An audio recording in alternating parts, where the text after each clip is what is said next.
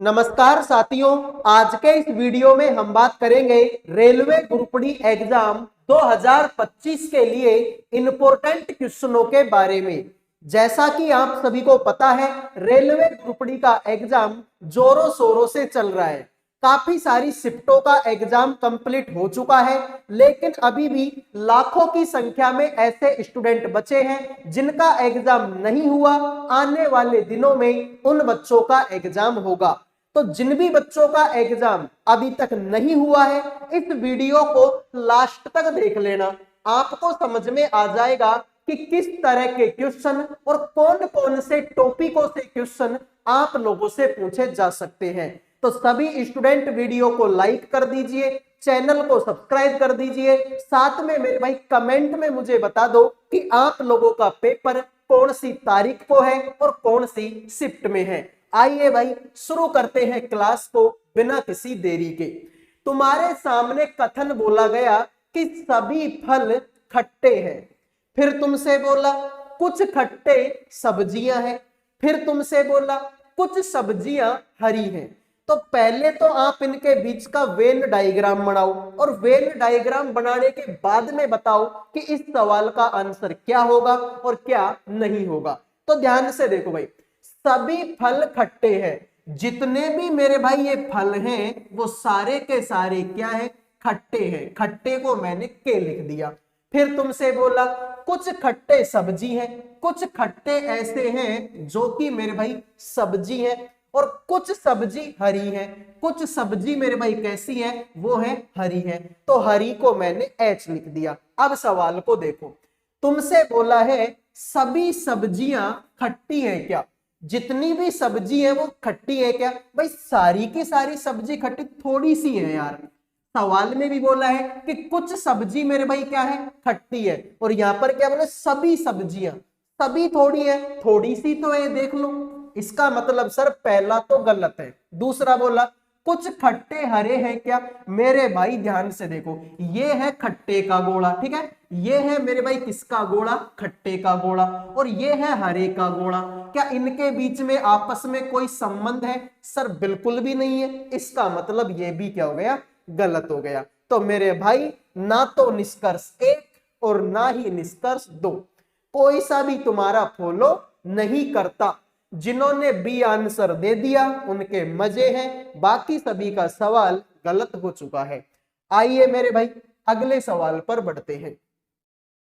Video में आगे बढ़ने से पहले जो भी student railway group D exam 2025 की तैयारी कर रहे हैं, उन सभी बच्चों के लिए करंट अफेयर का, जीके का, रीजनिंग का और मैथ सब्जेक्ट का पीडीएफ तैयार कर दिया केवल 100 रुपए में। 100 रुपए में आपको करंट अफेयर भी मिलेगी, आपको जीके भी मिलेगी, रीजनिंग भी मिलेगी और मैथ भी मिलेगी। इन चारों सब्जेक्टों का कंप्लीट पीडीएफ आपको 100 रुपए में मिलेगा।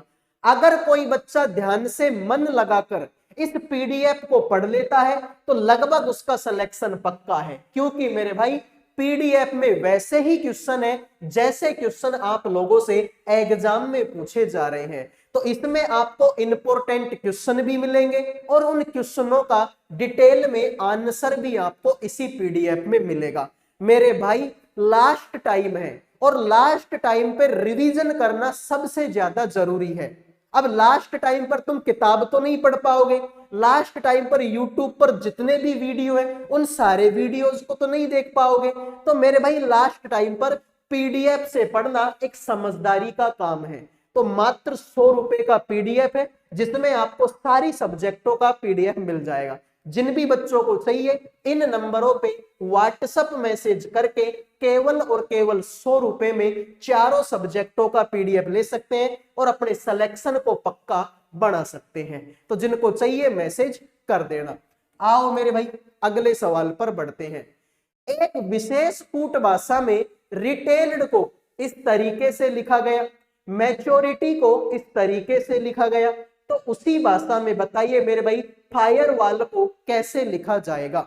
देखते हैं आप में से कितने स्टूडेंट इस प्यारे से सवाल का आंसर करेंगे। जबरदस्त सवाल है, अच्छा सवाल है, ऐसे ही सवाल एग्जाम में आ रहे हैं।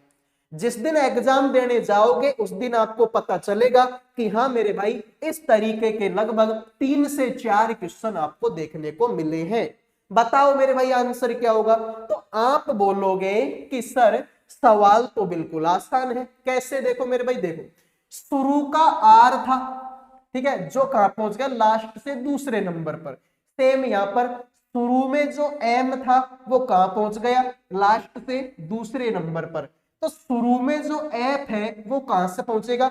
लास्ट से दूसरे नंबर पर। अब लास्ट से दूसरे नंबर पर इसमें तो ए है, मतलब ये तो गलत हो गया। इसमें तो आर है, मतलब ये भी गलत हो गया।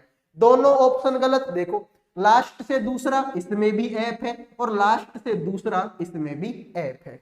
अब आगे आ जाओ मेरे भाई, देखिए जो मेरे भाई दूसरे नंबर पर ई था वो कहां पर आ गया? वो शुरू में आ गया। दूसरे नंबर पर जो आपका मेरे भाई, ठीक है, अच्छा इसमें ई 2 बार है, ठीक है भाई, इसमें 2 बार ई है तो कोई दिक्कत नहीं, ठीक है। ये देख लो, फिर ऐसे देख लो भाई, लास्ट का डी था, ये यहां पर भी लास्ट में ही है। यहां पर लास्ट में वाई है तो ये यहां पर भी लास्ट में है। यहां पर लास्ट में एल है तो यहां पर भी लास्ट में एल है, जबकि इसमें तो आर है, मतलब ये गलत। तो जिन्होंने आंसर दे दिया है ऑप्शन नंबर बी, उनके मजे हो गए, बाकी सभी का सवाल गलत है। तो क्या कोई तकलीफ हुई इस सवाल को करने में? नहीं होनी चाहिए। अगर किसी बच्चे को कोई भी प्रॉब्लम रह जाती है किसी भी सवाल में, तो वो वीडियो को थोड़ा पीछे लेके देख लेना, मैं गारंटी देता हूं उसको समझ में आ जाएगा। आओ मेरे भाई अगले सवाल पर बढ़ते हैं। अगला सवाल देखिए, विशेष कूट भाषा में ग्लोबल को कुछ इस तरीके से लिखा जाता है, फॉरेस्ट को कुछ इस तरीके से लिखा जाता है, उसी भाषा में बताओ इंपैक्ट को कैसे लिखा जाएगा? सभी बच्चे बताएंगे इस सवाल का आंसर क्या होगा। देखो भाई तुम्हारे सामने है ग्लोबल। जब भी इस तरीके का सवाल एग्जाम में आए तो पहला काम तुमको क्या करना है? इनकी नंबरिंग देनी है। तो नंबरिंग दो इनकी। देखो जी कितने नंबर पर आएगा? 7 नंबर पर। एल कितने नंबर पर? 12 नंबर पर। ओ कितने नंबर पर? 15 नंबर पर। बी कितने नंबर पर? 2 नंबर पर। ए कितने नंबर पर? 1 नंबर पर। एल कितने नंबर पर? 12 नंबर पर। इनको मेरे भाई किस तरीके से? इसको लिखा है 22 तो इसको 22 लिख देते हैं। इसको लिखा है 17 तो इसको 17 लिख देते हैं। इसको लिखा है मेरे भाई 14 तो इसको 14 लिख देते हैं। इसको लिखा है 27 तो इसको 27 लिख देते हैं। इसको लिखा है मेरे भाई 28 तो इसको 28 लिख देते हैं। इसको लिखा है 17 तो मैं इसको 17 लिख देता हूँ। कुछ समझ में आया? हाँ सर समझ में आ गया, सवाल देखते ही समझ में आ गए। तो देखो 7 को और 22 को जोड़ूंगा 29 होता है। 12 को और 17 को जोड़ूंगा 29 होता है। 15 को और 14 को जोड़ूंगा 29 होता है। 2 को और 27 को जोड़ूंगा 29 होता है। 1 को और 28 को जोड़ूंगा 29। 12 को और 17 को जोड़ूंगा फिर से 29। यानी कि कैसे भी करके तुमको इनका जो आंसर है वो 29 29 29 लाना पड़ेगा। तो मेरे भाई ध्यान से देखो, यहां पर तुम्हारे शुरू में आई है, आई तो 9 नंबर पे आता है। अब 9 में कितना जोड़ूं कि 29 हो जाए? तो सर 9 में आप 20 जोड़ दो। तो बिल्कुल मेरे भाई 9 में 20 जोड़ूंगा 29 हो जाएगा। इसका मतलब ये ऑप्शन तो वैसे ही गलत हो गया। एम आता है 13 नंबर पर। 13 में कितना जोड़ू कि 29 हो जाए? सर 13 में 16 जोड़ दो 29 हो जाएगा। ठीक है सर। यहां पर पी है, पी आएगा 16 नंबर पर। 16 में कितना जोड़ू कि 29 हो जाए? सर 16 में 13 जोड़ दो। अरे 16 और 13 29 ही तो होता है, तो 13 जोड़ूंगा, यहाँ पर तो 12 है, मतलब ये ऑप्शन भी गलत है। ठीक है मेरे भाई, यहाँ पर देखो ए आता है 1 नंबर पर। 1 में कितना जोड़ू कि 29 हो जाए? सर 1 में आप ऐसे करो 28 जोड़ दो, 28 और 1 कितना हो जाएगा? 29 हो जाएगा। तो 28 मेरे भाई इसी ऑप्शन में है, इसमें तो 27 है, तो ये तो गलत हो गया। जिन्होंने बी आंसर दे दिया है उनका सही हो गया, बाकी सभी का ये सवाल गलत हो चुका है। उम्मीद करूंगा मेरे भाई ये सवाल आपके समझ में आ गया होगा। आया है तो लाइक और सब्सक्राइब कर दो। देखो लाइक और सब्सक्राइब करना रुकना नहीं चाहिए भाई, कोई पैसे नहीं लगते भाई लाइक और सब्सक्राइब के, तो प्लीज यार लाइक सब्सक्राइब तो कर ही दो। अगले सवाल को देखते हैं भाई, ठीक है, ये मक्खियां परेशान कर रही है मेरे को। ठीक है आइए अगला सवाल देखिए। निम्नलिखित 4 संख्या युग्मों में से 3 एक निश्चित तरीके से समान है और इस प्रकार एक समूह बनाते हैं। कौन सी संख्या युग्म उस समूह से संबंधित नहीं है? सभी बच्चे बताएंगे मेरे भाई इस सवाल का राइट आंसर क्या होगा। ध्यान से देखें और बताएं इस सवाल का आंसर क्या होगा। तुमसे बोला निम्नलिखित 4 संख्या युग्मों में 3 एक निश्चित तरीके से समान है और इस प्रकार एक समूह बनाते हैं। कौन सी संख्या युग्म उस समूह से संबंधित नहीं है? सभी बच्चे बताएंगे भाई इस सवाल का आंसर क्या होगा। तो ध्यान से देखो भाई कैसे मैं इस सवाल को कर सकता हूं। 83 के बाद में 97 है, 73 के बाद में 79 है, जोड़ के करूं क्या भाई? देखो 83 में कितना जोड़ू कि 97 हो जाए? सर 14 जोड़ दो 97 हो जाएगा। 73 में कितना जोड़ू 79 हो जाए? सर इसमें 6 जोड़ दो। 61 में कितना जोड़ू 71? सर 10 जोड़ दो। 31 में कितना जोड़ू 41? सर 10 जोड़ दो। सर इससे तो कुछ पता ही नहीं चल पा रहा। 2 में तो 10 10 जोड़ा है, 1 में 6, 1 में 14। मतलब भाई जोड़ने का लॉजिक तो नहीं है, तो जोड़ने के लॉजिक को तो पटक दो बाहर में। ठीक है भाई, फिर और मैं क्या लॉजिक लगा सकता हूं भाई? इनके बीच में तो भाई 10 10, ठीक है भाई, इनके बीच में 10 संख्या, तो बीच वाली संख्याओं का लॉजिक तो नहीं है। फिर मैं देखता हूं मेरे भाई तो भाज्य भाज्य का लॉजिक लगा सकते। देखो सारी की सारी विषम संख्या है तो सम विषम का लॉजिक भी नहीं लगा सकता। भाज्य अभाज्य का लॉजिक लगाऊं तो 31 41 किसी का भाग नहीं जाता, 61 71 में भी किसी का भाग नहीं जाता, 10 ठीक है इनमें भी किसी का भाग नहीं जाएगा, इनमें देखूंगा तो इनमें भी किसी का भाग नहीं जाएगा। मतलब मेरे भाई भाज्य अभाज्य का भी लॉजिक नहीं है।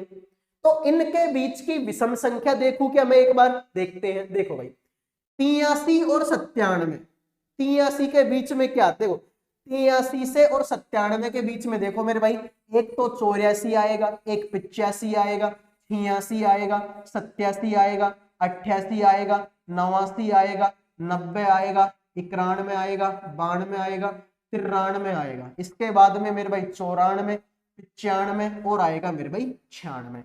तो यहां से अगर मैं देखता हूं तो 84 में 2 का भाग जाता है, 85 में 5 का भाग जाता है, 86 में भी 2 का भाग जाता है, 87 में 3 का भाग जाता है, 88 में 11 का भाग जाता है, 9 और 8 17। ठीक है भाई, इसमें मेरे भाई किसका भाग जाएगा? तो 89 में तो शायद किसी का भाग नहीं जाता। ठीक है भाई, 89 में तो किसी का भी भाग नहीं जाता। 90 में 2 का जाएगा, 13 का जाएगा, 92 93 94 इन सब में भाग जाता है, सारी संख्याओं में भाग जाता है, एक 89 में भाग नहीं जाता।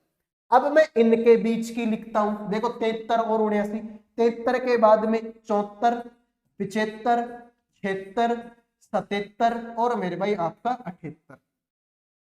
तो 74 में 2 का भाग जाता है, 75 में 5 का जाएगा, 76 में 2 का, 77 में 11 का, 78 में भी मेरे भाई 2 का भाग जाएगा। यानी कि मेरे भाई इनमें तो सब में भाग जाता है। ठीक है, 61 वाली में देखो 61 71 के बीच में, 61 के बाद में 62, 63, 64, 65, 66, 67, 68, 69 और मेरे भाई 70। देखो 62 में 2 का भाग जाता है, 63 में 3 का भाग जाता है, 64 में 2 का, 65 में 5 का, 66 में 11 का भाग। क्या 67 में किसी का भाग जाता है क्या? मेरे हिसाब से तो नहीं जाता। 68 में 2 का भाग जाता है, 69 में 3 का, 70 में 2 का। सर इसमें भी एक ही संख्या है जिसमें किसी का भी भाग नहीं जाता। 31 और 41 के बीच में देख लो, 31 के बाद में 32 हो गया, 33, 34, 35, 36, 37, 38, 39 और 40। तो देखो 32 में 2 का भाग जाता है, 33 में 3 का जाता है, 34 में 2 का, 35 से 5 का, 36 में 6 का, 37, 37 में किसी का भी भाग नहीं जाता, 38 में 2 का भाग, 39 में 3 का भाग, 40 में 2 का भाग। ठीक है भाई, तो ध्यान से देखो इन सब के बीच की संख्याओं की अगर मैं बात करूं तो 37 में किसी का भी भाग नहीं जाता, 67 में भी किसी का भाग नहीं जाता, 89 में भी किसी का भाग नहीं जाता। यानी कि इन सब के बीच में एक एक अभाज्य संख्या है। लेकिन मेरे भाई या तो 74 में भी भाग जाता है, 75 में भी जाता है, 76 में भी जाता है, 77 में भी जाता है और 78 में भी जाता है। इनमें तो सब में भाग जाता है। इसका मतलब ये ऑप्शन गलत है। भाई सब में एक एक अभाज्य संख्या है, इसमें नहीं है सर वो अभाज्य संख्या, मतलब राइट आंसर तुम्हारा क्या होगा, बी होगा। उम्मीद करूंगा भाई सवाल समझ में आ गया होगा। अब तक का सबसे जबरदस्त सवाल था ये, ठीक है। आगे देखिए, निम्नलिखित समीकरण में प्रश्नवाचक चिन्ह के स्थान पर क्या आएगा यदि प्लस और माइनस को आपस में बदल दिया जाए, गुणा और भाग को आपस में बदल दिया जाए। बताओ मेरे भाई इस इक्वेशन की वैल्यू क्या होगी। प्लस और माइनस को बदलोगे, गुणा और भाग को बदलोगे। तो देखिए अगर मैं 107 लिखता हूं तो कोई दिक्कत नहीं है, लेकिन आगे प्लस है और प्लस को और माइनस को तो बदलना है, तो प्लस की जगह पर माइनस 2028, गुणा की जगह पर तो भाग लिखना है तो लिख देंगे 6, माइनस की जगह पे तो प्लस लिखना है लिख देंगे 427, और भाग की जगह पर गुणा लिखना है लिख देंगे अगला 7। तो मेरे भाई देखो 107 में तो कोई दिक्कत नहीं है, माइनस 6 का भाग देंगे इसमें, तो 6 3 18, 2 बचेगा, 6 3 18, 6 7 6 8 का 48, 338 हो जाएगा।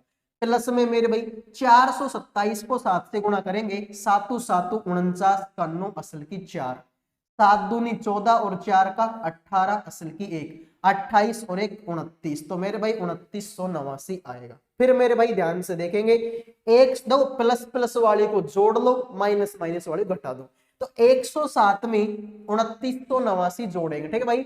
2989 में कितना जोड़ेंगे, 107 जोड़ेंगे, तो 9 और 7 का 16 का 9, यहाँ पर 0, 3096 आएगा।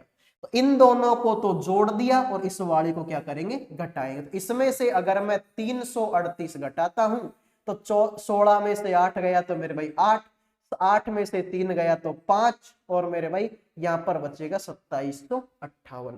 क्या किसी ऑप्शन में है क्या, बिल्कुल मेरे भाई इस ऑप्शन।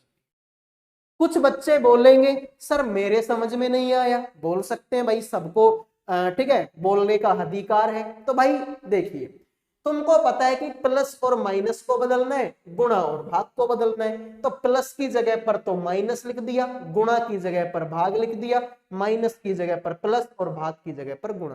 तो 427 को 7 से गुणा करूंगा तो 2989 आएगा। फिर 2028 में 6 का भाग दूंगा तो 338 आएगा, 107 को पहले से। तो ये भी प्लस का है और ये भी प्लस का, तो इन दोनों को तो जोड़ेंगे और इस वाले को घटेंगे, इसके आगे माइनस का चिन्ह है, तो दोनों को जोड़ा तो आंसर इतना आया, 338 को घटाया तो आंसर इतना आया, जो कि कहां पर है, ऑप्शन नंबर 1 में है। आइए अगले सवाल की तरफ बढ़ते हैं।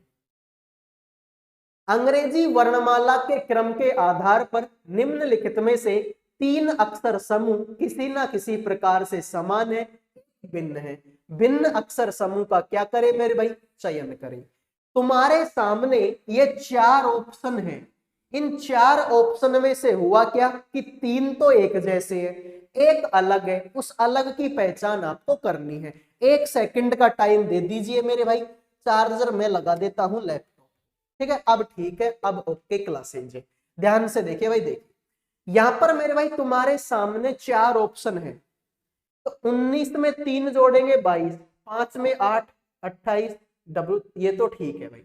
इसमें एक जोड़ा, जे के बाद में के, डी के बाद में ई, वाई के बाद में जेड, ठीक भाई। देखो देखो यार ये अलग हो गया, देखो कैसे अलग हुआ, ध्यान से देखो तुमको पता है कि वाई के बाद में जेड आता है सर कोई दिक्कत नहीं है, डी के बाद में ई आता है सर कोई दिक्कत नहीं है, जे के बाद में के आता है सर, लेकिन x के बाद में z, ये किसने पढ़ा दिया भाई, x के बाद में तो y आता है, जबकि यहाँ पर z लिखा हुआ है, ये नालायक है सर। तो जिन्होंने ऑप्शन 1 आंसर दिया उनके मजे, बाकी सभी का गलत। आइए अगले सवाल पर बढ़ते हैं। वह विकल्प चुनिए जो 5वें पद से उसी तरह संबंधित है जिस प्रकार दूसरा पद पहले पद से और चौथा पद तीसरे पद से संबंधित है। तो मेरे भाई रीडर का संबंध अगर इसके साथ में है तो बताइए इसका संबंध इसके साथ में है, तो बताइए इसका संबंध किसके साथ में होगा। फटाफट कमेंट करेंगे भाई, इस सवाल का राइट आंसर क्या होगा। 1 सेकंड का सवाल है ये, ठीक है। 1 सेकंड का सवाल है, 1 सेकंड से ज्यादा का सवाल नहीं है, मात्र 1 सेकंड का। सर कैसे 1 सेकंड का है, मैं भी बता। देखो भाई, यहां पर शुरू में आर ई है, इसने इसको उल्टा करके ई आर कर दिया, इतना ही तो फर्क है भाई। यहां पर शुरू में एस ई है, इसने इसको उल्टा करके ई एस कर दिया, कोई दिक्कत नहीं है। यहां पर शुरू में जे आई है, तो तुम इसको उल्टा करके आई जे कर दो। अरे जे आई है, उल्टा करके आई जे हो जाएगा, यही तो फर्क पड़ेगा। तो शुरू में आई जे, अब शुरू में अगर मैं आई जे की बात करूंगा तो इस ऑप्शन में तो नहीं है और इस ऑप्शन में भी नहीं है, कोई दिक्कत नहीं है। अब आगे आ जाओ, देखो आगे देखो, ए का उल्टा जेड होता है और डी का उल्टा डब्ल्यू होता है। अपोजिट शब्द होते हैं ना इंग्लिश में, कि ए का अपोजिट जेड होगा, डी का अपोजिट डब्ल्यू होगा, बी का अपोजिट वाई होगा, सी का अपोजिट एक्स होगा, ठीक है। तो ए का अपोजिट जेड होता है, डी का अपोजिट डब्ल्यू होता है। देख लो यहां पर भी वही है, आर का उल्टा आई होता है, आई का उल्टा आर होता है। तो यहां पर देखो, एन का उल्टा एम होता है और जी का उल्टा टी होता है। तो M T, sir M T तो इसी ऑप्शन में है, सॉरी ये तो पहले से ही गलत मार दिया इसको, तो एम टी तो इसी ऑप्शन में है, मतलब यही तुम्हारे सवाल का राइट आंसर हो जाएगा। तो जिन्होंने डी आंसर दे दिया उनके मजे हैं, बाकी सभी का ये सवाल गलत हो चुका है, ठीक है मेरे भाई। आइए अगले सवाल पर बढ़ते हैं।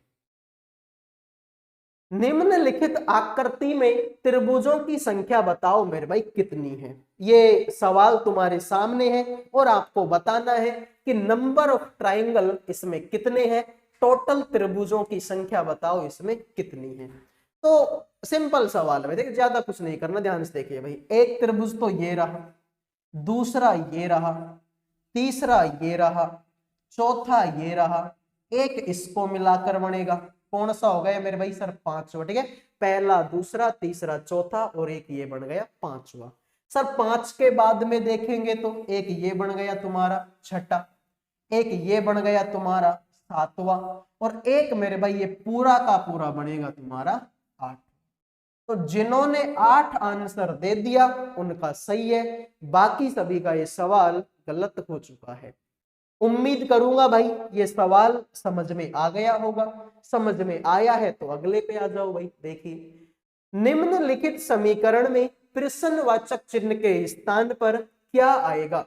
यदि गुणा को भाग बोला जाए, भाग को प्लस, प्लस को गुणा से प्रतिस्थापित किया जाए और माइनस को अपरिवर्तित रखा जाए, यानी कि मेरे भाई माइनस में कोई परिवर्तन तुमको नहीं करना, माइनस है तो माइनस ही रहने दो, ठीक है भाई।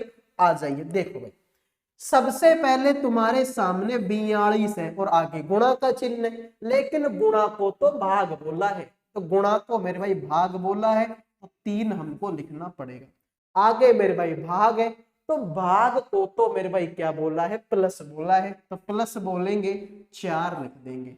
आगे तो प्लस है मेरे भाई, प्लस को तो गुणा बोला है, प्लस को गुणा बोला है और 9 लिख देंगे। आगे माइनस, माइनस को अपरिवर्तित रखना है तो माइनस को माइनस लिख देंगे, कोई दिक्कत नहीं। तो देखो 3 का भाग देंगे, 3 का भाग देंगे तो मेरे भाई 14 दूना 28, 14 तिया 42, प्लस में 4, ठीक है, तो 9 को चौके 36 हो जाएगा और माइनस में 17 हो जाएगा। तो 14 और 36 कितना होता है 50, 50 में से 17 कम करेंगे तो आंसर आएगा 33। यही तुम्हारे सवाल का राइट आंसर है। तो जिन्होंने 33 आंसर दे दिया उनके मजे, बाकी सभी का सवाल गलत हो गया। आओ मेरे भाई, 16 एक निश्चित तर्क के अनुसार 30 से संबंधित है, उसी तर्क के अनुसार 81 110 से संबंधित है, उसी तर्क के अनुसार 49 निम्नलिखित में से किससे संबंधित होगा। अगर मेरे भाई तुम्हारे अंदर थोड़ा सा माइंड है, तुमको रीजनिंग आती है, तो मेरे भाई तुम ध्यान से देखोगे कि 16, सर 16 का तो रूट निकलता है, एक परफेक्ट स्क्वायर रूट है ये मेरे भाई। 81 भी एक परफेक्ट में 81 9 का स्क्वायर होता है। 49 सर ये 7 का स्क्वायर होता है। इसका मतलब सर इनका हम परफेक्ट रूट हम निकाल सकते हैं भाई, ठीक है। तो 16 का संबंध किसके साथ में है? 16 का संबंध 30 के साथ में है। 81 का संबंध 110 के साथ में है। तो मेरे भाई अगर सवाल वाले ने एक परफेक्ट रूट दिया है, ठीक है, इसका मतलब आंसर वही से आएगा, वरना वो संख्या कुछ और भी दे सकता था। उसने परफेक्ट वाले ही क्यों दिए? इसका मतलब सर हम भी परफेक्ट वाले से करेंगे। तो 16 किसकी वैल्यू होती है मेरे भाई? 4 की। अरे 4 का स्क्वायर ही तो 16 होता है। तो तुम 4 से 30 कैसे बना पाओगे? है कोई तरीका तुम्हारे पास में? तो सर 4 से 30 बनाने का तरीका है कि मेरे भाई 4, ठीक है, 4 से 30 बनाने का तरीका मेरे भाई, ठीक है, यहां पर ये होता है मेरे भाई 9 का। तो 9 से मेरे भाई तुमको क्या बनाना है? सर 9 से हमको 110 बनाना है। ठीक है मेरे भाई, 9 से तुमको 110 बनाना है। ठीक है मेरे भाई। तो हाँ देखो, इससे मैं ये बना सकता हूँ कैसे, देखो 4 में तुम 1 जोड़ो, 4 में 1 जोड़ेंगे तो 5 होगा, 9 में 1 जोड़ेंगे तो मेरे भाई कितना होगा? 10 होगा। ठीक है, 5 का स्क्वायर कितना होता है? 25 होता है। 10 का स्क्वायर कितना होता है मेरे भाई? 100 होता है। फिर इनको देखो, 4 और 1 कितना होगा? 5। 25 में 5 जोड़ेंगे तो 30। 9 और 1 कितना होगा? 10। 100 में 10 जोड़ेंगे 110। तो मेरे भाई आ गया। सेम काम करो 49 के साथ में। 49 मेरे भाई किसका स्क्वायर है? सर 7 का स्क्वायर है। इसमें भी 1 जोड़ा था, इसमें भी 1 जोड़ा है, तो 7 में 1 जोड़ेंगे 8 होगा। तो 8 देखिए, यहाँ पर 5 का स्क्वायर निकाला था, यहाँ पर 10 का स्क्वायर, तो यहाँ पर 8 का स्क्वायर क्या होगा? 64 होगा। इसमें 4 और 1 को जोड़ के यहाँ लिख दिया था, 9 और 1 को जोड़ के यहाँ लिख दिया था, तो 7 को और 1 को जोड़ के यहाँ लिख दो तो 8 होता है। 64 और 8 कितना होता है मेरे भाई? 72 होता है। जिन्होंने 72 आंसर दे दिया उनका सही है, बाकी सभी का ये सवाल गलत हो चुका है। तो जबरदस्त सवाल था मेरे भाई, और ऐसे सवाल मैं तुमको पढ़ा रहा हूं जो कि एग्जाम में आएंगे। अब कोई कुछ भी बोल ले भाई, लेकिन बच्चों के हमेशा ही पॉजिटिव कमेंट आए हैं कि हाँ सर जो पढ़ा रहे हो वही पेपर में आ रहा है। तो भाई ऐसे ही क्वेश्चन पेपर में मिलेंगे। अब तुमको नहीं विश्वास है तो मैं उसमें कुछ नहीं कर सकता। ठीक है भाई, तो ये क्लास यहीं पर खत्म होती है। उम्मीद करूंगा क्लास आपको पसंद आई होगी। पसंद आई है तो वीडियो को लाइक करो, चैनल को सब्सक्राइब करो। अगले वीडियो में मिलूंगा। जय हिंद, जय भारत।